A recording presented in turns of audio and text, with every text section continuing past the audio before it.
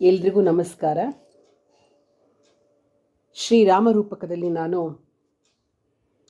ರಾಮ ಸೀತಾ ಲಕ್ಷ್ಮಣರು ವನವಾಸಕ್ಕೆ ಹೋಗಿರ್ತಕ್ಕಂತಹ ವಿಷಯವನ್ನು ತಿಳಿಸಿದ್ದೆ. ಕಾಡಿನಲ್ಲಿ ಶ್ರೀರಾಮಚಂದ್ರ ಪ್ರಯಾಣ ಮುಂದುವರಿಸಿ ವನವಾಸಿಯಾದ ಗುಹನ ಒಂದು ತಾಣಕ್ಕೆ ಬರ್ತಾನೆ. ಶ್ರೀರಾಮರ ಆಗಮನದಿಂದ ಪರಮ ಸಂತುಷ್ಟನಾಗಿರ್ತಕ್ಕಂತಹ ಗುಹ ಭಕ್ತಿಯಿಂದ ಅವರೆಲ್ಲರನ್ನೂ ಸ್ವಾಗತಿಸ್ತಾನೆ. ಗುಹ ಗಂಗಾ ನದಿಯ ತೀರದಲ್ಲಿರ್ತಕ್ಕಂಥ ಶೃಂಗಬೇರಪುರಕ್ಕೆ ರಾಜನಾಗಿದ್ದ. ಅವನು ಅಂಬಿಗರಿಗೆಲ್ಲ ಒಡೆಯನಾಗಿದ್ದ, ನ್ಯಾಯಪರನೂ ಆಗಿದ್ದ, ಧರ್ಮಿಷ್ಠನೂ ಆಗಿದ್ದ. ಅವನು ಸೀತಾ ಲಕ್ಷ್ಮಣರ ಜೊತೆ ವನವಾಸಕ್ಕಾಗಿ ಹೊರಟ ರಾಮನನ್ನು ನೋಡಿ, ಅದು ಗಂಗಾ ನದಿಯ ತೀರದಲ್ಲಿ ಮೊದಲು ನೋಡ್ತಕ್ಕಂಥವನೇ ಗುಹ ರಾಮನಿಂದ ಅಯೋಧ್ಯೆಯಲ್ಲಾದ ವೃತ್ತಾಂತವೆಲ್ಲವನ್ನ ತಿಳಿದುಕೊಂಡು ಬಹಳ ಬೇಜಾರು ಮಾಡ್ಕೊಳ್ತಾನೆ. ಪಾಪ ಅವನು ಅಷ್ಟೇ ಅಲ್ಲ, ಅವನು ರಾಮನನ್ನು ಕುರಿತು, ರಾಮ ನೀನೆಲ್ಗೂ ಹೋಗಬೇಡ, ಭಕ್ಷ್ಯ ಭೋಜನಗಳನ್ನು ಸ್ವೀಕರಿಸೋಣ, ಈಗೋ ಇದೇ ನಿನ್ನ ರಾಜ್ಯ ಇಟ್ಕೋ, ಇದನ್ನು ನೀನು ಇನ್ನು ಸುಖವಾಗಿ ಆಳಿಕೊಂಡಿರು, ಇಲ್ಲಿ ಸುವ್ಯವಸ್ಥಿತವಾಗಿರ್ತಕ್ಕಂಥ ಸಂವಿಧಾನ ಇದೆ, ಕೋಟೆ ಇದೆ, ಸೈನ್ಯ ಇದೆ, ನಾನು ನಿನ್ನ ಮಿತ್ರನಾಗಿ ಭೃತ್ಯವಾಗಿ ನನ್ನ ಸರ್ವಸ್ವವನ್ನು ನಿನ್ನಲ್ಲಿ ಅರ್ಪಿಸಿಬಿಡ್ತೇನೆ, ಇಲ್ಲಿ ಅಸೂಯಾಪರಳಾದ ಚಿಕ್ಕಮ್ಮನ ಕಾಟ ಇಲ್ಲ, ನೀನು ಇಲ್ಲಿಯೇ ರಾಜ್ಯ ಆಳಿಕೊಂಡು ಸುಖವಾಗಿರು ಅಂತ ಬೇಡ್ಕೋತಾನೆ ಗುಹ. ಶ್ರೀರಾಮ ಅವನ ಉದಾರ ಬುದ್ಧಿಯನ್ನು ಮನಸಾರೆ ಹೊಗಳಿ, ಮಿತ್ರ ಗುಹ, ಇಲ್ಲಿದ್ದರೆ ನಾನು ವನವಾಸ ಮಾಡಿದಂತಾಗೋದಿಲ್ಲ, ನಾನು ನನ್ನ ತಂದೆಯ ಮಾತಿನಂತೆ ವನವಾಸ ಮಾಡಬೇಕು, ಅದೇ ನನ್ನ ಧರ್ಮ, ನೀನು ತಂದಿರತಕ್ಕಂತಹ ರುಚಿಯಾದ ಭಕ್ಷ್ಯ ಭೋಜ್ಯಗಳು ವನವಾಸ ಕೈಗೊಂಡಿರ್ತಕ್ಕಂತಹ ನಮಗೆ ಉಚಿತವಾದ ಆಹಾರ ಅಲ್ಲ, ನಮಗೆ ಫಲಮೂಲಗಳೇ ನಮ್ಮ ಆಹಾರ ಆಗಿದೆ. ಅದರಿಂದ ನಮ್ಮ ರಥದ ಕುದುರೆಗಳಿಗೆ ಸೂಕ್ತವಾದ ಹುಲ್ಲು, ನೀರು ಇತ್ಯಾದಿ ಅವಶ್ಯಕವಾಗಿರ್ತಕ್ಕಂಥ ವಸ್ತುಗಳನ್ನು ಮಾತ್ರ ನೀನು ಒದಗಿಸ್ಕೊಟ್ರೆ ನಾವು ಕೃತಜ್ಞರು. ಜೊತೆಗೆ ಬೆಳಗಾದ ನಂತರ ಗಂಗಾ ನದಿ ದಾಟಿ ನಾವು ಮುಂದೆ ಹೋಗಬೇಕು, ಅದಕ್ಕೆ ಸರಿಯಾದ ವ್ಯವಸ್ಥೆ ಮಾಡು ಅಂತ ಬಹಳ ವಿನಯದಿಂದ ರಾಮ ತಿಳಿಸ್ಕೊಡ್ತಾನೆ. ನೋಡಿ, ಅವನು ಎಷ್ಟು ಮಟ್ಟಿಗೆ ಪಿತೃವಾಕ್ಯ ಪರಿಪಾಲಕನಾಗಿರ್ತಾನೆ. ಎಂತಹ ಒಂದು ಅವಕಾಶಗಳು ಬಂದರೂ ಕೂಡ ಅದನ್ನು ಅವನು ತಿರಸ್ಕರಿಸಿ, ಬೇಡ, ನಾನು ಮಾಡಬೇಕಾಗಿರೋದು ವನವಾಸ ಅಂಥೇಳಿ ಸುಖಭೋಗಗಳನ್ನೆಲ್ಲ ತ್ಯಾಗ ಮಾಡಿರ್ತಕ್ಕಂತಹ ಮಹಾನ್ ಒಂದು ಚೇತನ ಶ್ರೀರಾಮಚಂದ್ರ. ಸರಿ, ಹೀಗೆ ಹೇಳಿ ಅವನು ರಾಮ ಗುಹನನ್ನು ಬಾಚಿ ಅಪ್ಪಿಕೊಂಡು, ಇಕ್ಷ್ವಾಕು ವಂಶದ ನಾವು ನಿನ್ನಂಥ ಇನ್ನೊಬ್ಬ ಸ್ನೇಹಿತರನ್ನು ಕಾಣೆವು ಎಂದು ಅವನನ್ನು ಸ್ತುತಿಸ್ತಾನೆ. ನೋಡಿ, ಅವನು ನಿಷಾದ, ಸ್ಥಪಿತ, ಅಂಬಿಗ, ರಾಮ ಆದರೆ ಉತ್ತಮೋತ್ತಮ ಕ್ಷತ್ರಿಯ. ಆದರೂ ಕೂಡ ಅವನ ಮಾತು ಎಂಥದ್ದು, ಅವರ ಪರಸ್ಪರ ಸ್ನೇಹಶೀಲತೆ ನಿಜವಾಗ್ಲೂ ಅವಿಸ್ಮರಣೀಯ ಅಂತಲೇ ಹೇಳ್ಬೋದು. ಮರುದಿನ ಸೂರ್ಯೋದಯವಾದ ಮೇಲೆ ಶ್ರೀರಾಮ ಸೀತಾ ಲಕ್ಷ್ಮಣ ಸಮೇತ ಮುಂದಿನ ಪ್ರಯಾಣಕ್ಕೆ ಸಿದ್ಧವಾಗ್ತಾನೆ. ಗಂಗಾ ನದಿಯ ತೀರಕ್ಕೆ ಬಂದನು ಗಂಗಾ ಜನಕನು ಶ್ರೀರಾಮನು, ಗಂಗಾ ಜನಕನು ಶ್ರೀರಾಮನು.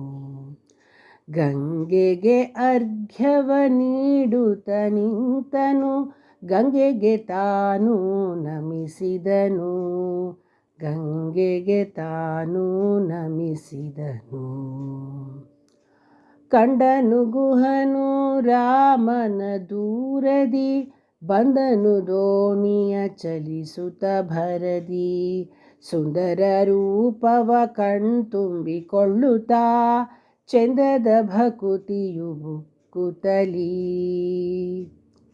ಶರಣಾಗಿ ರಾಮನ ಪಾದವ ತೊಳೆದು ಪರಮೋಪಚಾರವ ಮಾಡಿದನು, ಪರಮಾನ್ನ ಮೊದಲಾದ ಭಕ್ಷ್ಯ ಭೋಜ್ಯಗಳ ಪರಮಾತ್ಮನೆದುರಲಿ ತಂದಿಟ್ಟನು. ಭಕ್ತಿಗೆ ಮೆಚ್ಚಿ ಗುಹಗೆ ಶ್ರೀರಾಮನು ಭಕ್ತನೇ ವನವಾಸ ವ್ರತದಲ್ಲಿ. ಶಕ್ತಿಗೆ ಕಂದ ಮೂಲ ಹಣ್ಣ ಮಾತ್ರ ಸೂಕ್ತವಾಗಿ ಸ್ವೀಕರಿಸುವೆನೆಂದನು. ಸೂಕ್ತವಾಗಿ ಸ್ವೀಕರಿಸುವೆನೆಂದನು. ಹಣ್ಣು ಹಂಪಲು ತಿಂದು ಕುಳಿತವರು ಕಣ್ಣು ಮುಚ್ಚದೆ ಮಾತಾಡಿದರು. ತಣ್ಣಗೆ ಎಲ್ಲ ವಿಚಾರ ಕೇಳಿ ಗುಹ ನನ್ನ ರಾಜ್ಯ ನಿನಗರ್ಪಿತವೆಂದನು. ನನ್ನ ರಾಜ್ಯ ನಿನಗರ್ಪಿತವೆಂದನು. ನೀ ನದಿ ದಾಟಿಸು ಸಾಕೆಂದನು. ಅನುಪಮ ಪಾದ ದೋಣಿಯಲ್ಲಿಟ್ಟನು. ತನುಮನ ರೋಮಾಂಚನ ಆ ಗುಹನಿಗೆ ಅನನ್ಯನ ಪಾದದ ಬಳಿ ಬಿದ್ದನು. ನಮಿಸಿದನು ಸ್ತುತಿಸಿದನು ಗುಹನು. ರಾಮನ ನೋಡುತ್ತ ಮೈ ಮರೆತನು. ಸುಮನೋಹರ ನಗು ಮೊಗವ ನೋಡಿ ಸಮವಿಲ್ಲದ ಸುಖದಲ್ಲಿ ತೇಲಿದನು. ಸಮವಿಲ್ಲದ ಸುಖದಲ್ಲಿ ತೇಲಿದನು. ಗುಹನ ಭಕುತಿಗೆ ಮೆಚ್ಚಿ ಶ್ರೀರಾಮನು ಬಾಹುಗಳಿಂದ ಬಿಗಿದಪ್ಪಿದನು. ಮಹಾರಾಜನ ಮಗ ಅಂಬಿಗನ ಅಪ್ಪಿ ಮಹಾಭಕ್ತಿಯ ಶಕ್ತಿ ತೋರಿದನು. ಮಹಾಭಕ್ತಿಯ ಶಕ್ತಿ ತೋರಿದನು. ಭವಸಾಗರ ದಾಟಿಸೋ ಆ ದೇವನ ಭವಭಯ ಕಳೆವ ದೇವೋತ್ತಮನ ಭಾವಶುದ್ಧ ಭಕುತಿಲಿ ದಾಟಿಸಿ ಗುಹನು ಭವದ ಬಂಧನದಿಂದ ಪಾರಾದನು. ಭವದ ಬಂಧನದಿಂದ ಪಾರಾದನು. ಕಣ್ಣೋಟದಿಂದ ಕಷ್ಟವ ಕಳೆಯುವ ಬಣ್ಣಿಸಲಾಗದ ಶಕ್ತಿ ತೋರಿಸದೆ ಸಣ್ಣ ನಗುವಿನಿಂದ ಗುಹನ ಭಕ್ತಿಗೆ ಮೆಚ್ಚಿ ಮುನ್ನಡೆದ ಬಾಲ ಗೋಪಾಲ ವಿಠಲನು. ಮುನ್ನಡೆದ ಬಾಲ ಗೋಪಾಲ ವಿಠಲನು. ಹೊರಟರು. ಮುಂದೆ ಹೊರಟಾಗ ಶ್ರೀರಾಮ ಸುಮಂತ್ರನನ್ನು ಕರೆದು ಅಯೋಧ್ಯೆಗೆ ವಾಪಸ್ ಹೋಗು ಅಂತ ಹೇಳ್ತಾನೆ. ಸುಮಂತ್ರ ಅದನ್ನು ಒಪ್ಪಲ್ಲ, ಹಠ ಮಾಡ್ತಾನೆ. ಶ್ರೀರಾಮನು ನೀನು ಅಯೋಧ್ಯೆಗೆ ಹೋದ ಬಳಿಕವೇ ಕೈಕೇಯಿಯ ಮನಸ್ಸು ಸಮಾಧಾನ ಆಗುತ್ತೆ, ಇಲ್ದಿದ್ದರೆ ಕಾಡಿಗೆಂದು ನಡೆದ ಶ್ರೀರಾಮ ಸುಖ ವಿಹಾರ ಯಾತ್ರೆಗೆ ಸುಮಂತ್ರನನ್ನೂ ಕರೆದುಕೊಂಡು ಹೋಗ್ತಾ ಇದ್ದಾನೆ. ಹೆಂಡತಿ ಸೇವಕ ರಥ ಎಲ್ಲ ಇದ್ದ ಬಳಿಕ ಕಾಡಿಗೆಲ್ಲಿ ಹೋಗ್ತಾನೋನೋ ಅನ್ನೋ ಡೌಟ್ ಬರುತ್ತೊಳಗೆ. ನೀನು ಅಲ್ಲಿಗೆ ಹೋದರೆ ರಾಮ ನನ್ನ ಮಾತಿನಂತೆ ನಡೆದಿದ್ದಾನೆ ಅಂತಕ್ಕಂಥ ವಿಶ್ವಾಸ ಬರುತ್ತೆ. ನನಗೆ ಅವಳ ಸಮಾಧಾನವೇ ಮುಖ್ಯ, ಅದರಿಂದ ನೀನು ಹೋಗೋದ್ರಲ್ಲಿ ನನಗೆ ಸಂತೋಷ ಇದೆ ಅಂತ ಬಹಳ ಬಲವಂತ ಮಾಡ್ತಾನೆ ರಾಮಚಂದ್ರ. ಸರಿ, ಉಪಾಯನೇ ಕಾಣಲ್ಲ. ಸುಮಂತ್ರ ಅಯೋಧ್ಯೆಗೆ ವಾಪಸ್ಸು ಹೊರಟು ಬಿಡ್ತಾನೆ. ಈ ಕಡೆ ಇಲ್ಲಿ ಅಯೋಧ್ಯೆಯಲ್ಲಿ ದಶರಥ ಕಾಯ್ತಾ ಇದ್ದಾನೆ. ಆ ದಶರಥನ ಬಳಿ ಸುಮಂತ್ರ ಬರ್ತಾನೆ. ಅವನನ್ನು ನೋಡಿ ದಶರಥ ದುಃಖತಪ್ತನಾಗಿದ್ದಾನೆ. ಅವನನ್ನು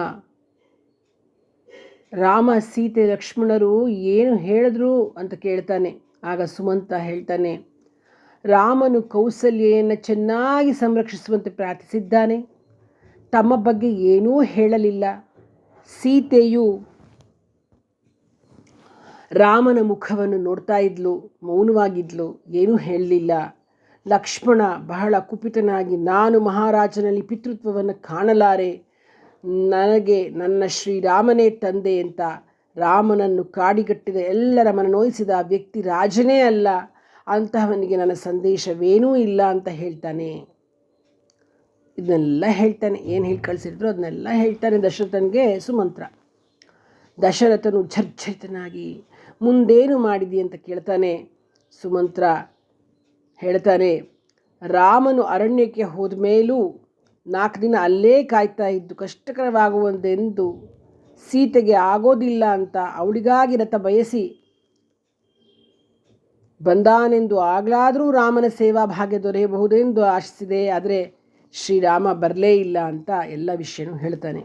ಇಲ್ಲಿ ಸುಮಂತ್ರನ ವ್ಯಕ್ತಿತ್ವ ತುಂಬ ಚೆನ್ನಾಗಿ ವ್ಯಕ್ತ ಮಾಡಿದ್ದಾರೆ ವಾಲ್ಮೀಕಿಗಳು. ರಾಮನಲ್ಲಿ ಭಕ್ತಿ, ಅವನ ದೂರಾಲೋಚನೆ, ಕರ್ತವ್ಯ ಪ್ರಜ್ಞೆ ಇಲ್ಲಿ ತುಂಬ ಚೆನ್ನಾಗಿ ಕಂಡುಬರುತ್ತೆ, ಹೃದಯ ತುಂಬಿ ಬರುತ್ತೆ ಅಂತಲೇ ಹೇಳ್ಬೋದು. ಸುಮಂತ್ರನ ಮಾತುಗಳನ್ನು ಕೇಳಿದ ದಶರಥನಿಗೆ ದುಃಖ ತಡೆಯೋಕ್ಕೆ ಆಗಲಿಲ್ಲ. ಅವನು ಕೌಸಲ್ಯ ಜೊತೆ ಬರ್ತಾನೆ. ಕೌಸಲ್ಯಗೆ ಹೇಳ್ತಾನೆ, ನಮ್ಮ ಕರ್ಮಕ್ಕೆ ಅನುಗುಣವಾಗಿ ಫಲ ದೊರೆಯುತ್ತೆ ಅಂತ ಅವನ ಒಂದು ಶಾಪದ ಪ್ರಸಂಗವನ್ನು ಅವನು ವಿವರಿಸ್ತಾನೆ. ಕೌಸಲ್ಯ ಹತ್ರ ಎಲ್ಲ ಹೇಳ್ತಾನೆ. ಆಹಾ ಆಹಾ ಎಂಥ ಪಿತೃಭಕ್ತಿ, ಆಹಾ ಇವನೇ ಶ್ರವಣ ಕುಮಾರ. ಆಹಾ ಆಹಾ ಎಂಥ ಪಿತೃಭಕ್ತಿ, ಆಹಾ ಇವನೇ ಶ್ರವಣ ಕುಮಾರ. ಕುರುಡು ತಂದೆ ತಾಯಿಗಳನ್ನು ಪರಮ ಪ್ರೀತಿಯಲ್ಲಿ ಸೇವಿಸುತ್ತ 2 ಬುಟ್ಟಿಯಲ್ಲಿ ಕೂರಿಸಿಕೊಂಡು ಪರಮಯಾತ್ರೆಗೆ ಹೊರಟಿದ್ದ.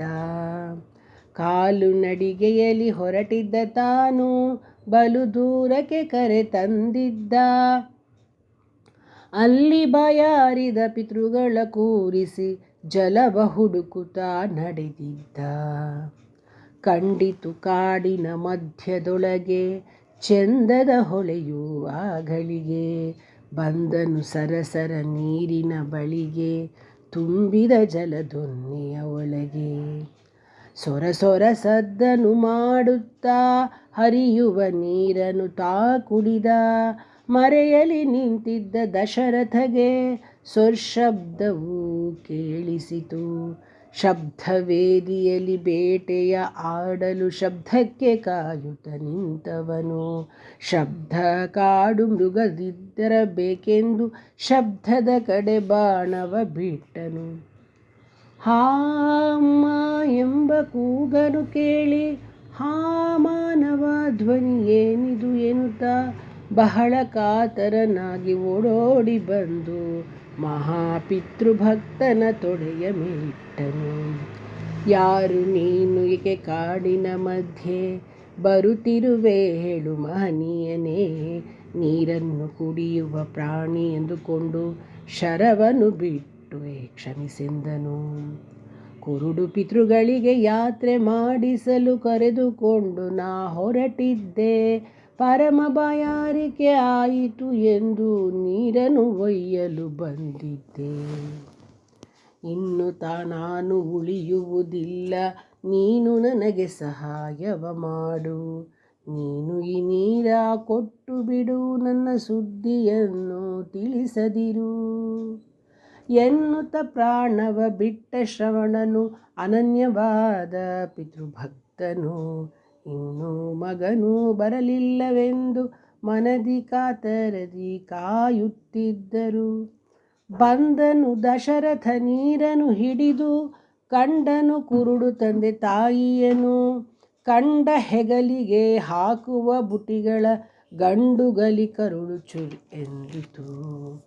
ಕೊಟ್ಟನು ನೀರನು ತಂದೆಗೆ ಆಗ, ಮುಟ್ಟಿದನವನ ಕಾತುರದಿ ಅಜ್ಜನು. ಬಿಟ್ಟು ಅವನ ಕೈಯಾರು ನೀನೆಂದನು, ಮತ್ತೆ ನಮ್ಮ ಮಗ ಎಲ್ಲೆಂದನು. ನಡೆದ ವೃತ್ತಾಂತ ತಿಳಿಸಲು ದಶರಥ ಕಾಡಿನ ಮಧ್ಯದಲ್ಲಿ ಆಕ್ರಂದನ.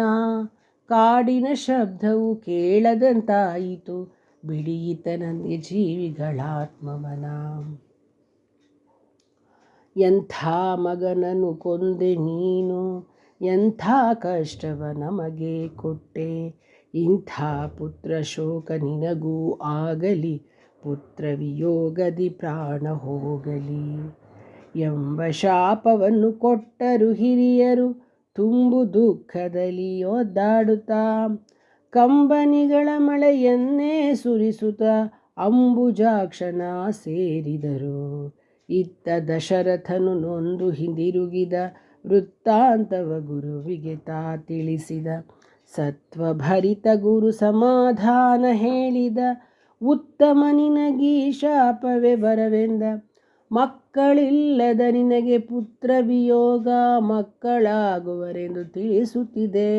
ಮಕ್ಕಳಿಗಾಗಿ ಪುತ್ರ ಕಾಮಿಷ್ಠಿಯಾಗವ ಅಕ್ಕರೆ ಭಕ್ತಿಲಿ ಮಾಡೆಂದನು. ಶ್ರವಣನ ಪಿತೃಭಕ್ತಿ ಕೊಂಡಾಡಿದರು. ಶ್ರವಣನಂತೆ ನಾವಾಗಬೇಕೆಂದರು. ಶ್ರವಣನ ಕತೆ ಹೇಳಿ ಕೇಳಿದವರಿಗೆ ಪಾವನ ಸಿರಿಹರಿ ಒಲಿವನೆಂದರು. ದಶರಥ ಆ ಶಾಪದ ಪ್ರಸಂಗ ತನ್ನನ್ನು ದುಃಖಕ್ಕೀಡು ಮಾಡಿದೆ ಅಂತ ಶ್ರವಣಕುಮಾರನ ಕಥೆಯನ್ನು ಕೌಸಲ್ಯಗೆ ಹೇಳ್ತಾನೆ. ರಾಮನನ್ನು ಸ್ಮರಿಸುತ್ತಾ ದಶರಥ ಕೌಸಲ್ಯ ಸುಮಿತ್ರಿಯರ ಮಡಿಲಿನಲ್ಲಿ ತನ್ನ ಬದುಕನ್ನು ಪೂರ್ಣಗೊಳಿಸ್ಕೊಂಡ್ಬಿಡ್ತಾನೆ. ದಶರಥ ಸ್ವರ್ಗಸ್ಥನಾದ ಮೇಲೆ ಭರತ ಶತ್ರುಘ್ನರನ್ನು ಅಯೋಧ್ಯೆಗೆ ಕರೆಸ್ತಾರೆ. ಭರತನಿಗೆ ಅಯೋಧ್ಯೆ ಯಾವ ವಿಷಯವನ್ನೂ ಹೇಳದೆ ಕರೆದುಕೊಂಡ್ಬಂದುಬಿಟ್ಟಿರ್ತಾರೆ. ಭರತ ಅಯೋಧ್ಯೆಗೆ ಬಂದಾಗ ಅಯೋಧ್ಯೆ ಮೌನವಾಗಿರೋದನ್ನು ನೋಡ್ತಾನೆ. ತಂದೆಯನ್ನು ಕಾಣಲು ಹೋಗ್ತಾನೆ, ಆದರೆ ತಂದೆ ಕಾಣಿಸ್ಲಿಲ್ಲ. ತಾಯಿಯನ್ನು ಕಾಣಲು ಹೋಗ್ತಾನೆ. ಅವಳಿನ ದಶರಥನ ಅಗಲಿಕೆಯ ವಿಷಯ ತಿಳಿಯುತ್ತೆ. ಶ್ರೀರಾಮ ಸೀತಾ ಲಕ್ಷ್ಮಣನ ಕರೆದುಕೊಂಡು ಕಾಡಿಗೆ ಹೋಗಿದ್ದಾನೆ. ಇದನ್ನೇ ಸ್ಮರಿಸ್ತಾ ನಿನ್ನ ತಂದೆ ಪರಲೋಕಕ್ಕೆ ಸಾಗಿದ್ರು ಅಂತ ಕೈಕೇಯಿ ಹೇಳ್ತಾಳೆ. ಆಗ ಭರತ ಕಾಡಿಗೆ ಹೋಗುವಂತಹ ತಪ್ಪೇನು ಮಾಡಿದ ಶ್ರೀರಾಮ? ಬ್ರಾಹ್ಮಣರ ಧನವನ್ನು ಅಪಹರಿಸಿದ್ದಾನೆಯೋ? ಅಪರಾಧವೆಸಗದ ದರಿದ್ರವನ್ನೇನಾದರೂ ಮಾಡಿದ್ದಾನೋ? ಹಿಂಸಿಸಿದನೋ? ಪರಸ್ತ್ರೀಯರನ್ನು ಎಂದೂ ಶ್ರೀರಾಮ ನೋಡಿದವನಲ್ಲ. ಹೀಗಿದ್ದರೂ ದಂಡಕಾರಣ್ಯದಲ್ಲಿ ಅಪರಾಧಿಯಂತೆ ಯಾಕೆ ಹೋಗಿದ್ದಾನೆ? ನನ್ನ ಅಣ್ಣ ಅಂಥವನಲ್ಲವಲ್ಲ. ಆಗ ಕೈಕೇಯಿಯು ಹೇಳ್ತಾಳೆ, ಇದ್ಯಾವ ಕಾರಣವೂ ಅಲ್ಲ. ರಾಮ ಯಾವ ಅಪರಾಧವನ್ನೂ ಮಾಡಿಲ್ಲ. ಹೀಗಿದ್ದರೂ ನಿನಗೆ ರಾಜ್ಯ ಸಿಗಬೇಕೆಂದು ನಾನೇ ಒಂದು ತಂತ್ರವನ್ನು ರಚಿಸಿದೆ. ನಿನ್ನ ಆಳ್ವಿಕೆಗೆ ರಾಮನ ಉಪದ್ರವ ಬೇಡ ಅಂತ ನಿನಗಾಗಿ ರಾಮನನ್ನು ಕಾಡಿಗೆ ಅಟ್ಟಿದ್ದೇನೆ. ಭರತನಿಗೆ ಸಂತೋಷವಾಗುತ್ತೆ ಅಂತ ತಿಳಿದುಕೊಂಡು ಕೈಕೇಯಿ ಎಲ್ಲ ವಿಷಯವನ್ನು ಹೇಳಿಬಿಡ್ತಾಳೆ. ಭರತನಿಗೆ ತುಂಬ ನೋವಾಗುತ್ತೆ. ತಾಯಿಯ ಮೇಲೆ ಕೋಪವೂ ಬರುತ್ತೆ ಅವಳಿಗೆ. ಮನುಷ್ಯತ್ವವೇ ಇಲ್ಲದ ದುಷ್ಟ ಕೈಕೇಯಿ, ನೀನು ರಾಜ್ಯಭ್ರಷ್ಟಳಾಗು. ಹೃದಯವಂತಿಕೆಯೇ ಇಲ್ಲದ ಮೂಢಳೆ ನೀನು. ಧರ್ಮದ ಉಲ್ಲಂಘನೆ ಮಾಡಿದ ನೀನು ಈ ಭರತ ಸತ್ತಂತೆ ತಿಳ್ಕೊ. ನಿನ್ನನ್ನು ಶ್ರೀರಾಮನು ಕೌಸಲ್ಯಗಿಂತ ಮಿಗಿಲಾಗಿ ಪ್ರೀತಿಸಿದ. ಅಂಥವನಿಗೆ ಎಂಥ ಅನ್ಯಾಯ ಮಾಡಿದೆ. ಎಂದೂ ಅನ್ಯಾಯವನ್ನು ಮಾಡದ ರಾಮನಿಗೆ ಬಲು ದೊಡ್ಡ ಅಪಕಾರವನ್ನೇ ಮಾಡಿದ್ದೀಯಾ. ಇದಕ್ಕೆ ತಕ್ಕ ಶಾಸ್ತಿ ಮಾಡ್ತೇನೆ. ನಾನು ಕಾಡಿಗೆ ಹೋಗಿ ರಾಮನನ್ನು ಕರೆದು ಪಟ್ಟದಲ್ಲಿ ಕುಳ್ಳಿರಿಸ್ತೇನೆ. ತಾಯಿ ಕೌಸಲ್ಯನ ನೆನೆದು ದುಃಖಿಸ್ತಾನೆ. ತಂದೆಗೆ ಸಲ್ಲಿಸಬೇಕಾಗಿರ್ತಕ್ಕಂಥ ಉತ್ತರ ಕ್ರಿಯೆಗಳನ್ನೆಲ್ಲ ಭರತ ಪೂರೈಸ್ತಾನೆ. ಈಗ ವಿಧಿಗಳೆಲ್ಲ ಮುಗಿದ ಮೇಲೆ ಭರತನನ್ನು ರಾಜ ಎಂದು ಸೂತವಾಗದ ವಂದಿಗಳೆಲ್ಲ ಬಂದು ಹೇಳ್ತಾರೆ. ಭರತ ಸಿಟ್ಟಿನಿಂದ ಅಯೋಧ್ಯೆಯ ರಾಜ ಶ್ರೀರಾಮ, ನಾವೆಲ್ಲರೂ ಸೇವಕರು ಅಂತ ಹೇಳಿ ನಾವೆಲ್ಲರೂ ಅರಣ್ಯಕ್ಕೆ ಹೋಗೋಣ. ಶ್ರೀರಾಮನೇ ರಾಜನಾಗಬೇಕು ಅಂತ ರಾಮನ ಬಳಿ ಒತ್ತಾಯಿಸೋಣ. ನಾನು ರಾಜನಾಗೋದಿಲ್ಲ, ರಾಮನನ್ನು ಕಾಡಿನಲ್ಲೂ ಬಿಡೋದಿಲ್ಲ ಅಂತ ಹೇಳಿ ಘೋಷಣೆ ಮಾಡ್ತಾನೆ. ಭರತನ ತ್ಯಾಗವನ್ನು ಕಂಡು ಎಲ್ಲರೂ ಆಶ್ಚರ್ಯ ಆನಂದದಲ್ಲಿ ಮುಳುಗಿದ್ದಾರೆ. ಭರತ ಕಾಡಿಗೆ ಹೋಗಲಿಕ್ಕೆ ಸಕಲ ಸಿದ್ಧತೆಗಳನ್ನು ಮಾಡ್ಕೋತಾನೆ. ಸಮಗ್ರ ಅಯೋಧ್ಯೆಯನ್ನೇ ಕರೆದುಕೊಂಡು ಅರಣ್ಯದ ಕಡೆ ಹೋಗಿದ್ದಾನೆ. ಹೆಂಗಸರನ್ನು ಹೊರತುಪಡಿಸಿ ಎಲ್ಲರೂ ಹೊರಟಿದ್ದಾರೆ. ಈ ಮಧ್ಯೆ ಮಂಥರೆಯಿಂದ ಇಷ್ಟೆಲ್ಲ ನಡೀತು ಅನ್ನೋ ವಿಷಯ ಗೊತ್ತಾಗಿ ಶತ್ರುಘ್ನ ಅಂತೂ ಕೆರಳು ಹೋಗಿಬಿಡ್ತಾನೆ. ಭರತನು ಅವನನ್ನು ಸಮಾಧಾನ ಮಾಡಿ ಮಂಥರೆಯನ್ನು ಬಿಟ್ಟುಬಿಡ್ತಾನೆ. ಭರತ ರಾಮನನ್ನು ಕರೆತರಲು ಹೊರಟಿರೋದನ್ನು ಕಂಡ ಅಯೋಧ್ಯೆ ಭರತನನ್ನು ಕೊಂಡಾಡಿ ಹರಿಸುತ್ತೆ. ಭರತ ಸೈನ್ಯ ಸಮೇತನಾಗಿ ಗಂಗಾ ನದಿ ತಟಕ್ಕೆ ಬರ್ತಾ ಇರೋದನ್ನು ಗುಹಾ ನೋಡಿಬಿಡ್ತಾನೆ. ಅವನಿಗೆ ಸಂಶಯ ಬರುತ್ತೆ, ಇವನೇನಾದರೂ ರಾಮನನ್ನು ಕೊಂದು ತಾನೇ ಶಾಶ್ವತವಾಗಿ ರಾಜನಾಗಲು ಬಯಸಿದ್ದಾನೆಯೋ ಅಂತೆಲ್ಲ ಯೋಚನೆ ಮಾಡುತ್ತಾನೆ. ಯಾವುದಕ್ಕೂ ನೋಡೋಣ ಅಂತ ಅಂದ್ಕೊಂಡು ತನ್ನ ಬೆಸ್ತ ಪರಿವಾರದೊಂದಿಗೆ ಯುದ್ಧಕ್ಕೆ ಸಿದ್ಧರಾಗಿ ಅಡಿಗೆ ಕೂತ್ಕೊಂಡ್ಬಿಡ್ತಾನೆ. ಭರತನನ್ನು ಉಪಚರಿಸಿ ಬಂದ ಕಾರಣವನ್ನು ಕೇಳ್ತಾನೆ. ಅವನ್ನೆಲ್ಲ ಅಡಿಗೆ ಕೂತ್ಕೊಳ್ಳೋಕೆ ಹೇಳಿಬಿಟ್ಟು ಭರತ ಬಂದ ಮೇಲೆ ಅವನನ್ನು ಕಾರಣ ಕೇಳ್ತಾನೆ. ಭರತ ಹೇಳ್ತಾನೆ, ರಾಮನನ್ನು ಮರಳಿ ರಾಜ್ಯಕ್ಕೆ ಕರೆತರಬೇಕೆಂಬ ಉದ್ದೇಶದಿಂದ ಹೊರಟಿದ್ದೇನೆ ಅಂತ ಹೇಳ್ತಾನೆ ಭರತ ರಾಮ ಮಲಗಿದ್ದ ಸ್ಥಳವನ್ನು ನೋಡಿ ದುಃಖ ಪಡುತ್ತಾ ಒಂದು ಪ್ರತಿಜ್ಞೆಯನ್ನು ಮಾಡ್ತಾನೆ. ಯಾವಾಗ ನನ್ನಿಂದ ಶ್ರೀರಾಮ ಇಂಥ ದುಃಖಕ್ಕೆ ಭಾಗಿಯಾದನೋ ಆ ಕಾರಣದಿಂದ ನಾನು ಪ್ರತಿಜ್ಞೆ ಮಾಡ್ತಿದ್ದೇನೆ, ಇಂದಿನಿಂದ ನಾನೂ ನೆಲದ ಮೇಲೆ ಮಲಗ್ತೇನೆ, ಜಟೆ ನಾರುಮಡಿಗಳನ್ನು ಧರಿಸಿ ಗೆಣಸುಗಳನ್ನು ತಿಂದುಕೊಂಡೇ ದಿನ ಕಳಿತೇನೆ, ರಾಮನ ಪರವಾಗಿ ನಾನು 14 ವರ್ಷ ಹೀಗೆ ಅರಣ್ಯದಲ್ಲಿ ವಾಸ ಮಾಡ್ತೇನೆ, ಯಾವ ವೈಭವವನ್ನೂ 14 ವರ್ಷ ಸ್ವೀಕರಿಸಲಾರೆ, ಇದು ನನ್ನ ಪ್ರತಿಜ್ಞೆ ಅಂತ ಹೇಳ್ತಾನೆ. ಭರತನ ಭಯಂಕರವಾದ ಪ್ರತಿಜ್ಞೆಯನ್ನು ಕೇಳಿ ಪ್ರಜೆಗಳೆಲ್ಲರೂ ದಿಗ್ಭ್ರಾಂತರಾಗ್ತಾರೆ, ಆಶ್ಚರ್ಯಚಕಿತರಾಗ್ತಾರೆ, ಆನಂದ ಭಾಷೆ ಒಯ್ತಾರೆ. ರಾಮನ ತ್ಯಾಗ ಒಂದೆಡೆಯಾದರೆ ಭರತನ ತ್ಯಾಗ ಒಂದೆಡೆ.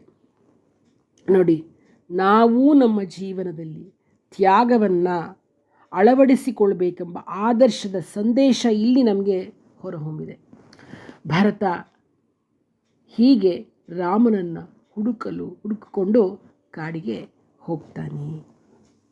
ಮುಂದಿನ ಸಂಚಿಕೆಯಲ್ಲಿ ಭರತ ರಾಮನನ್ನು ಒಲಿಸಿ ಕರೆದುಕೊಂಡು ಬರಲಿಕ್ಕೆ ಯಾವ ರೀತಿ ಪ್ರಯತ್ನ ಮಾಡ್ತಾನೆ, ಏನಾಗುತ್ತೆ ಅನ್ನೋದನ್ನು ತಿಳಿದುಕೊಳ್ಳೋಣ.